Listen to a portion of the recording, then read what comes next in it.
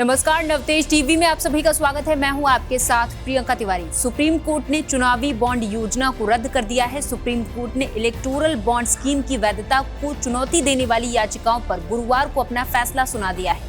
शीर्ष अदालत ने चुनावी बॉन्ड योजना की वैधता को चुनौती देने वाली याचिकाओं पर सुनवाई करते हुए कहा कि काले धन पर अंकुश लगाने के उद्देश्य से सूचना के अधिकार का उल्लंघन उचित नहीं है।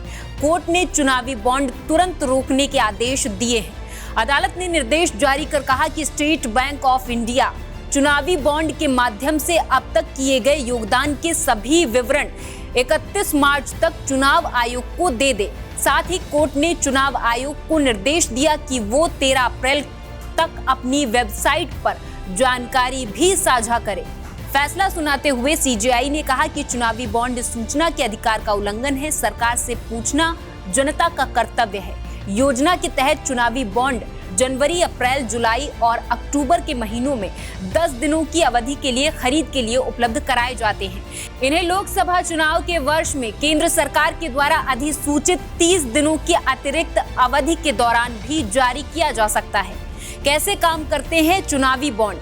दरअसल इलेक्टोरल बॉन्ड को इस्तेमाल करना काफी आसान है। ये बॉन्ड 1000 रुपए के मल्टीपल में पेश किए जाते हैं, जैसे कि 1000, 10,000, 1 लाख और 1 करोड़ की रेंज में ये हो सकते हैं। ये आपको एसबीआई की कुछ शाखाओं पर मिल जाते हैं। कोई भी डोनर जिनका केवाईसी कंप्लेंट अकाउंट हो इस तरह के बॉन्ड को खरीद सकता है और बाद में इन्हें किसी भी राजनीतिक पार्टी को डोनेट किया जा सकता है।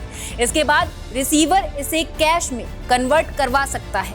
इसे कैश कराने के लिए पार्टी के वेरीफाइड अकाउंट का यूज किया जाता है। इलेक्टोरल बॉन्ड भी सिर्फ 15 दिनों के लिए वैलिड रहते हैं।